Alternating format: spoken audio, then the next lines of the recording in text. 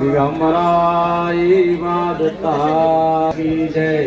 ब्रह्मानंदं ब्रह्मसुखदं केवल ज्ञानमूर्ति नवातीतं गगनसदृशेनं तत्त्वमस्यादि लक्षणम् एकं नित्यमलं जलं सर्वादि साक्षिभूतं भावातीतं त्रिगुणरहितं सद्गुरुं नमामि। नित्यसुधं निराभासं निराकारं निरञ्जनं नित्यबोधं चिदानन्दं गुरुरब्रह्म नमामि।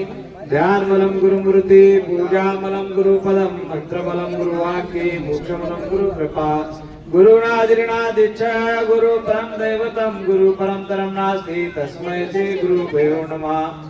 सद्गुरु महाराज की जय। आत्रे ऋषि अनुसया माता की जय। श्री सद्गुरु बालगीर महाराज की जय। दत्तात्रेय महाराज की जय। आनंदाय नमः परात्पराय नमो नमः। जय जय सद्गुरु निर्मलानंता पराचेरा अमूर्त मूर्ती आकार जाणून सर्वनेने। सद्गुरु महाराज की जय। सद्गुरु कसा आहे? अमूर्त मूर्त आहे। तसं पाहायला गेलं तर देवाची काय आहे म्हणजे मूर्ती नाही, मूर्ती नाही परंतु मूर्ती आहे म्हणून अमूर्त मूर्त अमूर्त असणारी मूर्त प्रगट झाली कोणासाठी? तर आपल्या या अज्ञान जीवाचा उद्धार करण्यासाठी भक्तासाठी सद्गुरूने सगुण स्वरूप धरलेलं आहे। सद्गुरूला अट्टहास का करावं लागतं? तर आपल्याला हे ज्ञान देण्यासाठी करावं लागतं। म्हणून अमूर्त असणारे मूर्त झाले म्हणजे परमेश्वर प्रगट झाले ते देव आपल्याला ज्ञान देण्यासाठी उद्धार करण्यासाठी जीवाचा। तुझी अंगी अनंत शक्ती भोळा सद्गुरु चक्रवर्ती तुहा प्रकाशे स्वयं ज्योती भक्ती योगे अवतरलाती। देवाच्या अंगी किती शक्ती आता? अनंत शक्ती आता। अहो ज्याला अनंत शब्दाचा अर्थ काय होते की बाबा ज्याला संख्या संपली मग काय म्हणावं तिथं? अनंत म्हणावं लागेल। म्हणून अनंत शक्तिमान असणारा जो ईश्वर स्वयं प्रकाशित झाले म्हणजे स्वतः प्रकाशित झाले, स्वतः प्रगट झाले आणि आपल्या या भूतळावर आपल्यासारख्या अज्ञान आत्म्याला ज्ञान देऊन उद्धार करण्यासाठी प्रभूने हा सर्व काही वसा घेतलेला आहे।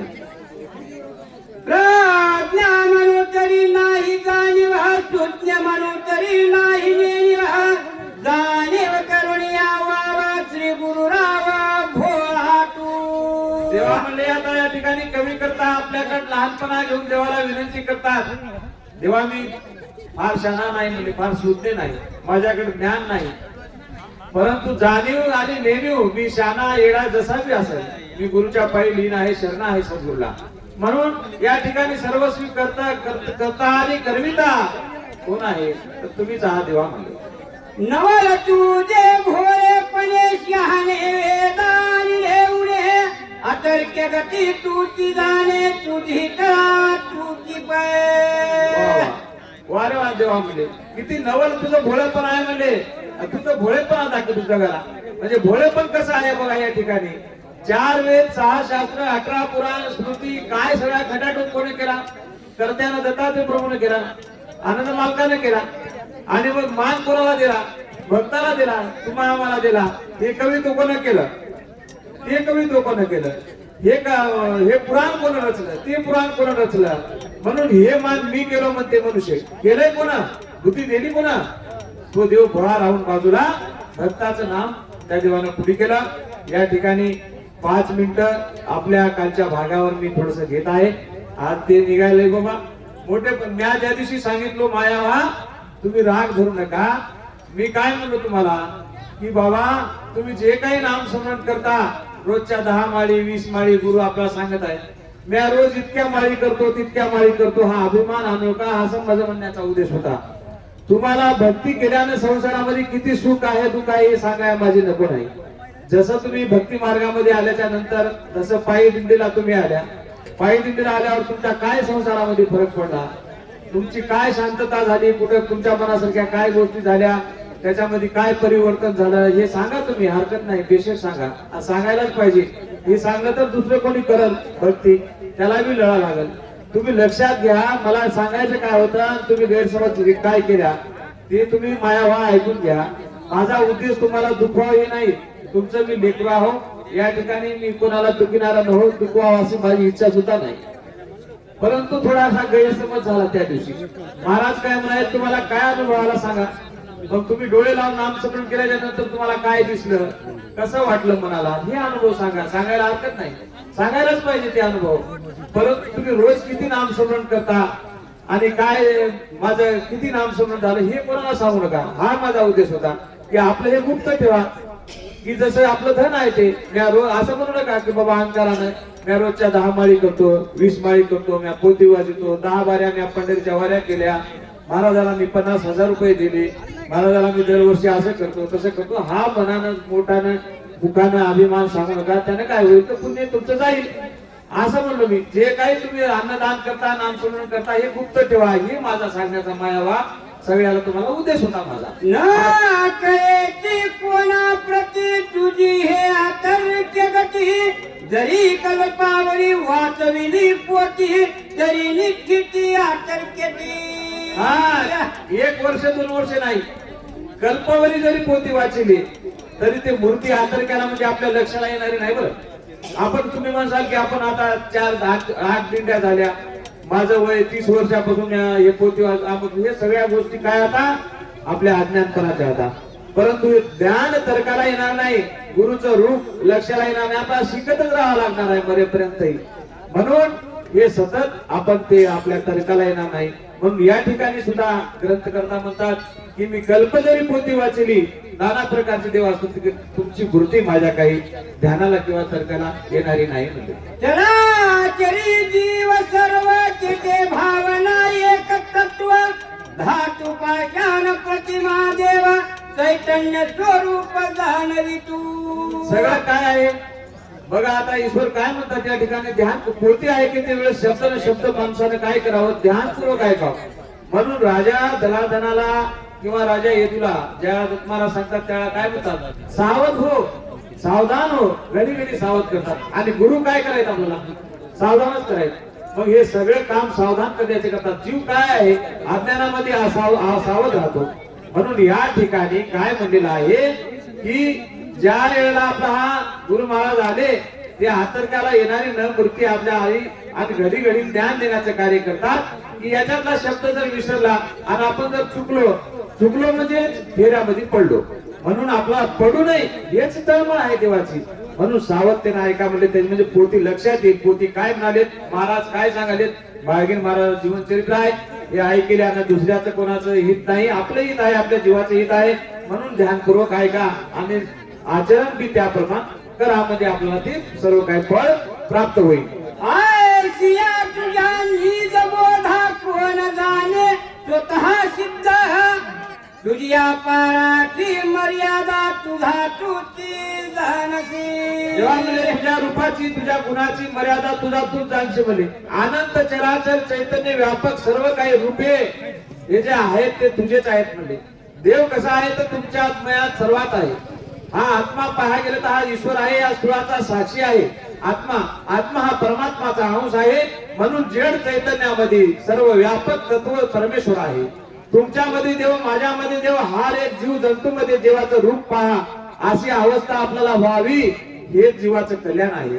मग ईश्वर बी तेच रूप त्या सांगाले की या ठिकाणी चराचरामध्ये चैतन्य स्वरूप प्रगट झालेला आहे, सगळ्यामध्ये व्याप्त आहे ते ईश्वर आहे. पण आपल्याला तो काय भेटत नाही, हा विकारामुळं आपल्याला ते भासत नाही, आपल्याला ते विकार भासू देत नाहीत. म्हणून चराचरामध्ये सर्व काही जगामध्ये जनामध्ये ईश्वर, तुमच्या आमच्या स्वरूपामध्ये ईश्वर पाहायला पाहिजे. हा ईश्वर अंश एका दिवशी गेला तर आपले कितीही जरी सगळं गणगोत असलं तरी आपल्याला हे 2 घंटे कोणी घरात ठेवत नाहीत. लवकर करा म्हणतात, 12ची मौत आहे, 1ची मौत आहे, झालं जायचं लवकर. त्याला जाळल्याशिवाय कोणी राहत नाही का. तर या देहामधलं एकादशी हे जीवाचं तत्व आहे, जे स्वरूप तत्व आत्मा तत्व हे निघून गेल्याच्या नंतर हे हा जीव हे कुडी होऊन पडते. म्हणून हे आत्मतत्व आहे ते ईश्वर रूप आहे, हे कोणी विसरू नका. देवाला जाणा म्हणजे अशा प्रकारानं तुझ जो अनंत शरण येईल, कृपा दृष्टी तुझी जरी होईल, तोची अनुभवा पाहिजेल, येल ते फळ घेती. मग आता हे अनुभवानं हे तत्व कसं समजून घ्यावं लागते, कसं कळावं लागेल, याला कसं समजून घ्यावं लागेल आपल्याला. तर हे अनुभवानं तत्व समजून घ्यावं लागेल. हे ईश्वर तत्व काचात आहे. जळी स्थळी काष्टी पाषाणी आज तेज वायू आकाश पृथ्वी 5 तत्व याच्यामध्ये बी ईश्वर स्वरूप आहे. जडामध्ये चैतन्यामध्ये सर्व काही सृष्टीमध्ये आहे. या सृष्टीमध्ये जर ईश्वर तत्व नसलं तर या सृष्टीचा भूकंप होऊन आपला सर्वांचा नाश झाला असता, प्रलय झाला असता. पण तसं होते काय? होत नाही. अचानक वारा सुटला असता आणि सर्व सृष्टी नाश झाली असती किंवा वाराच बंद झाला असता तर आपण एका क्षणात या ठिकाणी प्राणगत झालो असतो. म्हणून ईश्वर तत्व प्रत्येकामध्ये आहे.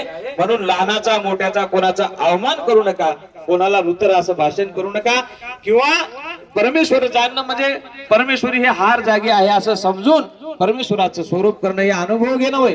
अनुभवाशिवाय हे कळत नाही म्हणले.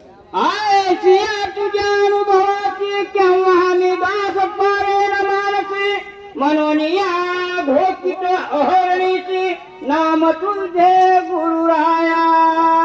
काय म्हणतात भक्त? काय म्हणाला देवाला?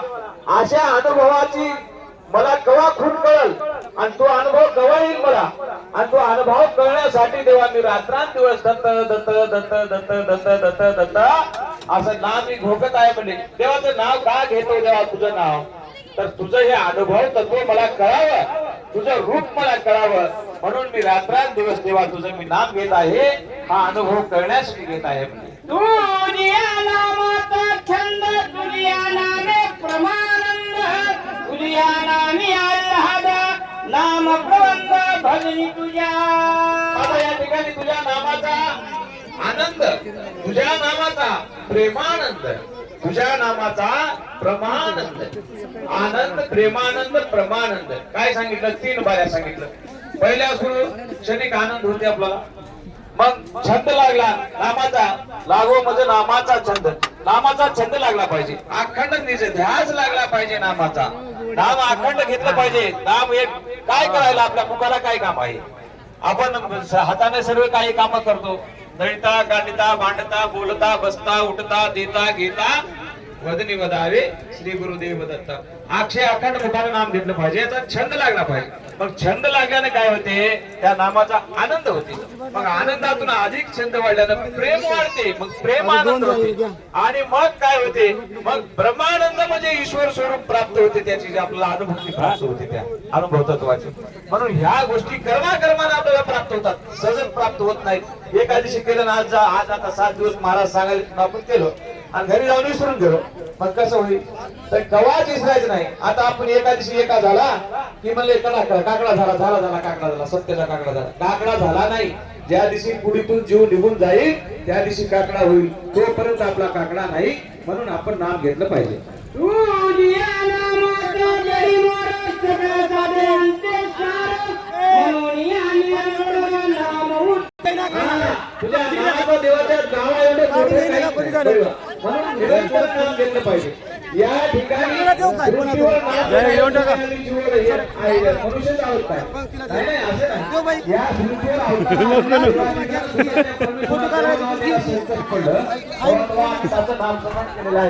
आपल्याला पुरावा आहे.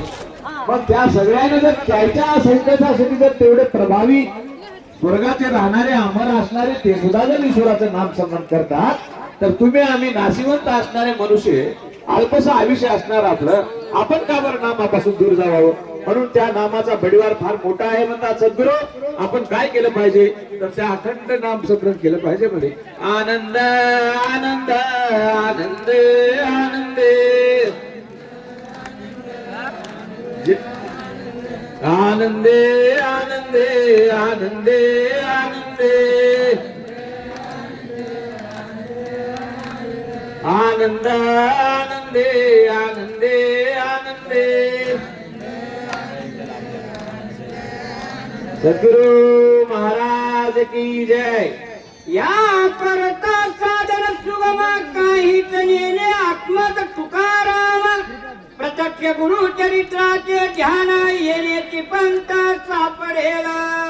याहून सोपं साधन काही नाही. सुभात्म तुकात्म सुभान, सुभान नावाच्या पित्याचं नाव होतं तुकाराम पाटील आणि ते ग्रंथ करता सुभान म्हणून सुभा तुका आत्म सुभान. काय म्हणतात की देवा तुझ्या नामावरून सोपं साधन दुसरं कोणतं नाही. काय साधन सोपं आहे? आता जर समजा आपल्याला काही करायचं असेल, दुसरं येत नाही करायचं असेल, तर आपल्याला तिथं पैसा लागते, धन लागते, मनुष्यबळ लागते. त्या ठिकाणी सर्व काही आवाढव्य खर्च करून बेजार व्हावं लागते. तेव्हा कुठे थोडस पुण्यपद राहत होते. काय मिळणार आहे त्यांना? स्वर्ग प्राप्ती होते. शेवटी आणि 100 वर्ष संपलं, पुण्य सरलं यावं लागते. म्हणून सोपं आपलं सोपं साधन जर काय असेल तर या ठिकाणी कितीतरी प्रयत्न करून 18 सद्गुरू सांगायत की बाबा नामातून सोपं काही नाही, काही पाठ करायची गरज नाही. दुसरं दत्त दत्त दत्त दत्त दत्त दत्त दत्त दत्त दत्त दत्त दत्त अखंड असा छंद लागा. याच्यावर देवा मला दुसरं तुझं कोणतं सोपं साधन दिसत नाही, असं सुभाषराव या ठिकाणी कवी करता म्हणत आहे. तुझ्या नामाचा भरवसा जीवी बांधोनिया धीवसा जन्म मरणाचा ओळखा चुकवी नाहीसे वाटत असे. आता हे नाम कसं आहे? घ्यायला सोपं आहे आणि घेतल्यानं काय होते? घेतल्यानं या जीवाच्या मागे लागलेलं हे जन्म मरण. आता जन्म मरण काय सोपं आहे काय? जर एका दिवशी तुमचं तोंड दाबलं 5 मिनिटं तर किती जीव गुदमरते. आणि 9 महिने गर्भामध्ये राहिलं काय व्यथा होत असेल? एक म्हणून शास्त्र काय सांगते की एका केसाला 1000 इंच चावल्याने किती जावेल आणि एकच इंच झाला तर किती होती.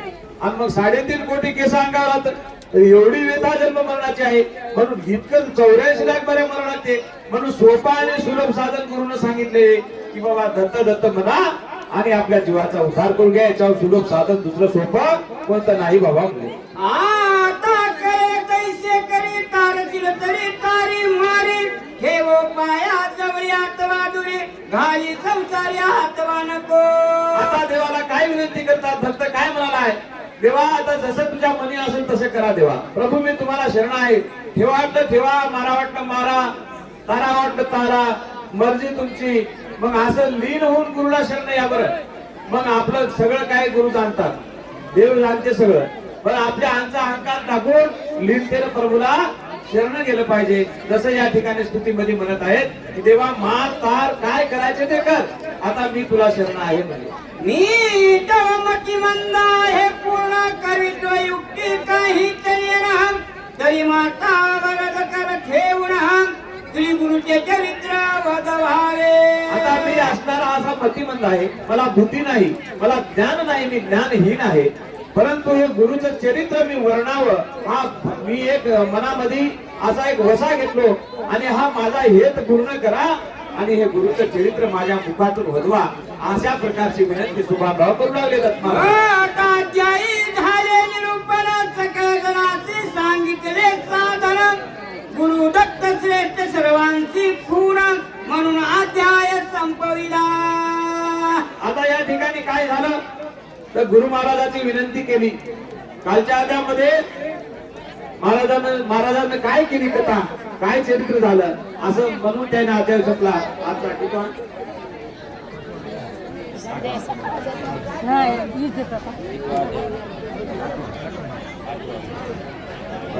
देवा देता देता देवा देता देता सद्गुरु महाराज की जय. सकळजाई 1 वर्षाचे अनुष्ठान चालविले सर्व शिष्याशी मिळून याची महिमा करीती मांडिला. मला या ठिकाणी वैसे मिळून या ठिकाणी सद्गुरूंना जे अनुष्ठान त्या ठिकाणी केलं, अन्नदान केलं. वागीर महाराज जीवनामध्ये काय केलं? आज तुम्ही आम्ही इथपर्यंत आलो या गुरु महाराजांच्या कृपेने आलो. म्हणून त्यांचे हे जीवन चरित्र आहे, लक्षपूर्वक ऐका. ऐसे जे सद्गुरु महाराज समर्थ त्यांचा उदय झाल्या कोण्या गावात कोणी त्यांचे माता पिता सांगावे आता म्हणून. आता या ठिकाणी म्हणजे महाराजांचं चरित्र सांगितलं, पण भक्त काय म्हणते की देवा मायबापाचं नाव सांगितलं नाही, कुठं जन्म झाला, काय नाही, कसं झालं, कोण होते याच्याविषयी म्हणले विचारलं. म्हणले विचारल्यामुळं मग आता त्या ठिकाणी महाराजाचा परिचय या ठिकाणी सांगू लागले. त्याची कथावरी संपूर्ण गेलो नामस्मरणाचा महिमा विसरून त्याची असता स्यावलोकन करून परिसावे श्रोते जण. आता तुम्ही सगळे श्रोतेजन आहात तेच कथा मी सांगतो म्हणले, ऐका म्हणले. नामस्मरणे चालले बहुत आवडीनं भक्तजन एकमेकाशी करती नमन. घडला संताचा समागम जाणन करीन होती तत्पदी. मला या ठिकाणी नाम महिमा चालला त्या ठिकाणी. मग नाम महिमा चालत असता वेळेस नाम संत संघामध्ये माणूस आलं आणि नाम स्मरण मुखाने घेऊन आले, त्याच्यामधले काय होते, नम्रता प्राप्त होते. त्याला पहिली स्थिती काय प्राप्त होते, त्याला नम्रता प्राप्त होते. आणि ते लहान मोठं म्हणत नाही, एकूण एकाच्या पाया पडते नाही अभिमान, आपण आरतीमध्ये ऐकतो. मग त्या ठिकाणी अभिमान हा नाहीसा होते आणि ते एकूण एकाच्या पाया पडू लागले म्हणजे. ऐसे चालता कित्येक दिवस गेले, मध्यंतरी एक विघ्न ओढवले. त्याची निवारण श्री गुरु करी केले, दुर्जनाची काय सत्ता. आता दुसऱ्याची काय सत्ता आहे, आपला विघ्न जर हरण करता असतील तर गुरु महाराज आहेत. असं चलता चलता काय झाला, मधीच विघ्न आलं. चांगल्या कामामध्ये विघ्न फार लवकर येतात.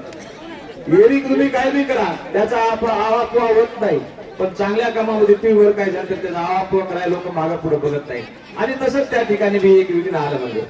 भक्ता माझी भक्त प्रेमळ मध्यमला वर्गांच्या बहुत निषे दुर्बळ. स्मरणार्थ हाती घेऊन माळ निशिदीन दत्त दत्त स्मरे. एक भक्त होते महाराजाचे, बाळगीर महाराजाचे एक शिष्य होते. हातामध्ये माळ घेऊन त्यांच्यामध्ये काय अखंड नामस्मरणाचा छंद होता. हातामध्ये माळ घेऊन दत्त दत्त दत्त दत्त म्हणत होते, नामस्मरणी करत होते. आज त्या परम भक्ताचा या ठिकाणी कथा निघालेली आहे. तुम्ही सर्व द्या देऊन ऐका. बापूजी पाटील यांचे नावाची रान, राहतो बोळचे मुक्कामी जाण. तालुका मुधोळ जिल्हा नांदेड स्थान, ग्रहिस्त्रिया तैसी दोन. मुले बाळे आप्त असती. बापूजी पाटील बोळशेकर, बापूजी पाटलाची ओळख देण्याची काही ते आहे का, ओळख नाही असं कोणी आहे का आपल्या आनंद संप्रदायामध्ये. महामेरू आहे आपल्या आनंद संप्रदायाचा. जसं माळकरी संप्रदायामध्ये महाराज तुकाराम महाराज होऊन गेले, 100 वेळेस नाव घेतलं तरी आपल्या ते पाप नाही होईल, असे संत आपल्यामध्ये बी झाले. बापूजी पाटील जगमित्र महाराजाच्या सोबत राहणारे सतशिष्य होते. बाळगीर महाराजाच्या कृपेनं महाराजानं बाळगीर सगळं काही सोपं करून टाकलं. कोण, बापूजी पाटलांना. अहो ज्या 4 वेद 6 शास्त्र 18 पुराण याच्यामध्ये जे वया आता याच्यामध्ये जे बीज रूपी जे काही शब्द आहेत ते उघड रूपे कवी रूपानं आपल्या वाणीतून सरळ समजेल अशा, तुम्हाला भोळ्या भक्ताला समजेल अशा सोप्या भाषेत करून बापूजी पाटलानं ते माळ आपल्या प्रत्येकाच्या गळ्यामध्ये घातली. आपण त्याचा आपण लक्ष केलं पाहिजे. एक शब्द न शब्द बापूजी पाटलाचा तुम्ही ध्यान करून वाचा. प्रत्येक आपण घ्या, प्रत्येक विनंती घ्या, दावा घ्या बापूजी पाटलाचा. एवढा मान्य कवी त्यानं आज आपल्याला उपकार केला, परोपकार केला. संपत्ती बहु असे उग्रही, जमीन पिकोनी धान्य मिळावे. परी गुरुभजनाची लावली चवी चवी, गोड बहु लागत असे. सद्गुरु महाराज की जय. सद्गुरु महाराज की जय. संपत्ती बहु असे ग्रहिता, जमीन पिकोनी धान्य मिळावे. परी गुरुभजनाची लावली चवी, गोड बहु लागत असे. आता बापूजी पाटील जे कोळशाचे होते त्यांना घरी गृहिण्या 2 होत्या, 2 पत्न्या होत्या. 2 पत्नीचा संसार आणि त्याच्यामध्ये घरची जमीन जायदाद चांगली होती. मग कृषी कामासाठी ठेवलेले मुशारदार गडी होते त्यांच्या घरी. मग जमिनीमध्ये कृषी उत्पन्न काढून पुष्कळच दंडाने त्यांना उत्पन्न होत होतं. घरचे घरंदाज होते बापूजी पाटील. तरी पण सद्गुरु नामाची गोडी लागली, गुरुचा छंद लागला, नामाची गोडी लागली. एवढी गोडी लागली नामाची की ते संसारात आसून नसल्यासारखे राहिले, आसून नसल्यासारखे राहिले. आणि त्या ठिकाणी एवढं ज्ञान प्राप्त झालं प्रांजळ बापूजी पाटलाला. हार कवित्व घ्या. आता माझ्यासारख्या मतिमंदाला एखादं पद जोडायचं म्हणलं तर 3 वर्ष लागतात एक पद जोडायला. आणि ते बी भलतं काही येतलं तिथलं चोरून, याच्यातलं काही त्याच्यातलं काही त्याच्यातलं बरं दुसऱ्याच्या करावं लागतं. त्या माणसानं सरळ वाणीतून असं एखादी जसं नळाचं पाणी गळावं त्याप्रमाण अमर झरा या नाम परज्ञानाचा अमर झाला, त्याच्या वाणीतून प्राप्त झाला आणि ती अमृत आपल्याला सगळ्यांना प्राप्त झालं आहे, असे ते बापूजी पाटील होऊन गेले.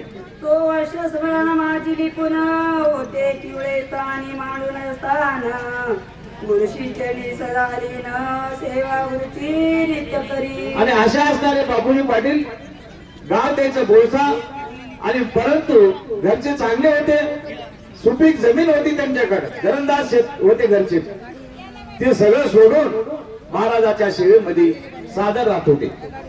गुरुचा तो बहुताची प्रिय करा म्हणून त्यांचा उपदेश वारंवार परज्ञानाचे उरणी भांडार दावी तया बहुप्रती. आणि महाराजाचे प्रियकर होते. आता महाराजाचे प्रियकर होण्यासाठी काय महाराजाला त्याने काय त्यांची जमीन त्याच्या नावानं करून दिली काय? त्याचे प्रियकर व्हायला नाही दिली. पण हे देह क्षेत्र आहे आपलं, हे क्षेत्र त्याचं सात्विक होतं, आचरण सात्विक होतं. आता गुरु महाराज आपल्यावर जाता येतात तर काय उभच येतात काय? त्याच्या जसं मायबापाला वाटते की आपलं लेकरू खराब निघू नवं, चांगलं निघा म्हणून मायबापाचं जसं कळकळ राहते, तसं गुरुला शिष्याची कळकळ आहे म्हणून ते घडी घडी आपल्याला दाखवतात. आपलं जर एखाद्याचं अभद्र लक्षण कुठं लक्षाला आलं कोणाच्या, आणि ते जर त्या ठिकाणी जर आपल्या दिंडीमध्ये बघा, हो नारायण गुरुचे भक्त आणि नारायण गुरुचे शिष्य बघा कसे आलेत, बघा या धाब्यावर बिड्या उडालेत, त्या धाब्यावर बिड्या उडालेत म्हणतील, आणि ते गालबोट आपल्याला लागल म्हणून रात्रंदिवस गुरु आकाश करत आहेत, तळमळ करत आहेत, त्याचा राग येतो नका. आणि आयडेंटिटी कार्डला घडी घडी सांगायचं, तुम्हाला वाटेल की याचे पैसे घ्या, नाही हो, नाही नाही नाही, विचार करू नका त्या गोष्टीचा. हे जर आपल्याला काही अपघात घडला किंवा आपला माणूस चुकून भागा पुढे राहिला, अचानक काय सांगावं, काय क्राईम घडल, कोणी आपलं इस काढून घेईल, दुसराच चोर आपल्या दिंडीमध्ये येईल, नाव बदनाम कोणाचं होईल, आपल्या गुरुचं होईल. नाव लोक कोणा, आणि आपल्या गुरुच्याला नाव बदनाम होऊन आपल्याला कसा काय कुठं काय ठिपका लागल, याच्यासाठी हजारो काही माझ्यासारखे दुष्ट ध्यान देऊन आहात, माझ्यासारखे दुष्ट या महाराजाच्या दिंडीमध्ये काय घटल. म्हणून तुम्हाला त्या दिवशी राग येऊ नका. जसं बाळगीर महाराजाला आपल्या शिष्याची तळमळ होती, तसंच गुरुला, प्रत्येक गुरुला आपल्या शिष्याची तळमळ राहते, आणि त्या तळमळीपोटी आपल्याला ते रागवतात. आपला काही त्याचं भांडण नाही, आपला काही त्याने धुरा घेतला नाही, आपले काही त्याची जमीन घेत नाही, आणि आपले चांगले संस्कार असले की त्याला प्रेम येते. जसं बापूजी पाटलाचे चांगले संस्कार होते म्हणून बाळगीर महाराजाचा फार प्रिय शिष्य होते ते. आणि आपल्याला प्रिय शिष्य होण्यासाठी काय लक्षण लागतात ते आजच्या आद्यामध्ये बापूजी पाटलाची कथा आहे, ऐका. कर्मसृष्टी विकारसृष्टी तिसरी दिव्य सृष्टी चौथी ते भ्रमरसृष्टी निरुळ सर्व सांगितले. आता या ठिकाणी महाराजांनी काय केलं, बापूजी पाटलाला कसा उपदेश केला, तर म्हणजे संपूर्ण प्रसिद्धांत सांगितला. काय सांगितला? कर्मसृष्टी, विकारसृष्टी, दिव्यसृष्टी, ब्रह्मसृष्टी आणि पाचवी असणारी ते निरालंब सृष्टी. आणि एका एका सृष्टीमध्ये 10 दैवता आणि त्या सृष्टीवर एक एक निर्गुण, या सर्व ज्ञान बापूजी पाटलाला खडाने खडा प्रसिद्धांताची माहिती बापूजी पाटलाला महाराजांना सांगितली, बाळगीर महाराजांना. या उपरी 3 स्थान निरालंबी भिन्न भिन्न तैसे वस्तीचे वदत आनंद भुवन परंपरे परप्रमेश्वर जान सत्य सत भक्त भक्तवर्या. हे भक्तवर्या सत्य सत्य जाण. यावरील 3 पद निरालंब सृष्टीच्या ठिकाणी अमृतार्ण, सुदलक्ष, ज्ञानपद, आणि ह्या 3 पद आणि त्या ठिकाणी ब्रह्मानंद सेव शहादत्त प्रभू हे अमृतार्णवाच्या ठिकाणी, शुद्धलक्ष्मी दत्तात्रेय महाराज आणि आनंद ठिकाणी तो ज्ञानपदी, या सर्व गोष्टीचं ज्ञान ते प्राकृत करून संस्कृत असणार आणि गुह्य गुप्त असणार ज्ञान. त्यावेळेस आमच्या बचपनी प्रसिद्धांत ऐकायचं असेल तर कोणाला त्याच्यामध्ये परवानगी नव्हती. जे कोणी संत शिष्य असतील गुरुचे चांगले सुद्धा आचरणी, ते लोक कवाड लावून वाचत होते. पण आता छापील झाल्यामुळं कोणी बी वाचवालेत, अर्थ कळणं गेल्यामुळं त्याचा अनादर करायलेत. पण हे आपला दोष आहे, असो. पण ते ज्ञान बाळगीर महाराजांना बापूजी पाटलाला दिलं. म्हणजे अनंत कर अनंत चरण अनंत कोटी सूर्य तेज पूर्ण अनंत महिमेचा न लागे अंत मनन अनंत नाम तयसिये. माझा त्या ठिकाणी अमृतार्णवाच्या ठिकाणी अनंत चरण, अनंत कर, अनंत नेत्र म्हणजे अनंत डोळे, अनंत चरण म्हणजे पाय, अनंत हात, म्हणजे त्याचा अंत नाही. ते रूप कसं आहे? अनंत आहे. मग ते रूप आहे का? अनंत कुठं रूप आहे का? परंतु तुम्ही आम्ही सर्व त्याचे नेत्र, हात, पाय सगळं आहोत. संपूर्ण सृष्टी चराचर जे देवी देवता चार सृष्टीच्या सगळं झाल्या चराचर अनंत आहे, गणत नाही. हे तरी एक वेळेस मोजल्या जातील, परंतु त्या रूपाची गणती नाही. म्हणून असं असणार त्या अमृतान्नाचं अनंत स्वरूप आहे. सकल देवांतांच्या अधोदृष्टी म्हणून तया अनंताची न होय भेटी. ब्रह्मविष्णू महेश त्याची दृष्टी आदोची असे सत्य पये. सकल देवाची दृष्टी कशी आहे? आधो. आधो म्हणजे काय होते? खाली, खाली पाहणं, वर नाही. म्हणून त्या देवाची भेट होत नाही. म्हणजे कोण्या देवाची? जे अनंत रूप आहे, जो शहादत्त आहे, आणि त्या शहादत्ताची भेट होत नाही. का बरोबर? आधोदृष्टी असल्यामुळे सगळं देवताची आधोदृष्टी आहे. आधो बघतात ते, वरच कधी बघत नाही. आता मनुष्य काय बघते? अगोदर दत्तमालात प्राप्त व्हावं असं कोणाची इच्छा आहे आपली? माझी तर नाही. मला काय वाटतं, लय मोठं धन प्राप्त व्हावं, माझे लेकरं सुखाने राहावं, आणि माझा मान सन्मान व्हावा. म्हणजे हे आधोदृष्टीचं लक्षण आहे. म्हणजे जे जे काही आपण हे प्रपंचामध्ये सुख मागतो, मग ते अनंत प्रकारचे असतील. एक राज्य मिळावं, दुसरे राज्य मिळावं, म्या निवडून आल्याच्या नंतर मी मंत्री व्हावं, राष्ट्रपती व्हावं, म्हणजे पंतप्रधान व्हावं, म्हणजे हे आधोदृष्टीचं लक्षण आहे. हे देवताचं बी तसंच आहे. ते बी काय मागतात? तर सामर्थ्य मागतात, परंतु ईश्वर प्राप्ती व्हावं असं मागत नाहीत. म्हणून त्या परवस्तूची भेट त्याला होत नाही म्हणले यापुढे. तयासी सामर्थ्य श्री गुरु देत म्हणून ते सृष्टीचा व्यवहार करीत. उत्पत्ती पालन संहार करीत गुरु आज्ञा म्हणून. मग आता ते काय करतात? या सर्व सृष्टीचं पाल, उत्पत्ती आणि प्रलय, या दोन्ही गोष्टी त्यांच्या स्वाधीनात. आता या सृष्टी त्यांच्यापासून निर्माण झालेली आहे, आणि या सर्व देव देवताला सामर्थ्य कोण देतात? दत्तात्रय प्रभू देतात. आणि मग त्या देवाचं ते देव दत्तात्रय प्रभू सामर्थ्य घेऊन आपल्याला पावतात. आपण ज्या देवताची जे बी कोण्या देवाची भक्ती करतो, आपण देवता भक्ती मार्गामध्ये राहा. मला कोण्या देवताची या ठिकाणी निंदा नाही करायची. परंतु काय सांगतात गुरु महाराज की प्रत्यक्ष तिकून मिळते सामर्थ्य मालकाकडून देवताला, आणि मग ते भक्ताला देतात. मग भक्ताला इच्छा पूर्ण करतात त्यांच्याकडून सामर्थ्य घेऊन. जसं एखादा मोठा कंपनीकडून माल आणते, होलसेल होते, आणि छोट्या किराणदाराला देते, आणि छोटे किराणदार देतात मग गिरायकाला. अशा प्रकारचं हे सृष्टी चक्र आहे, असं ते करतात. म्हणजे ऐसे त्या उपदेशिले परज्ञान आहे सचित म्हणून निवारले ते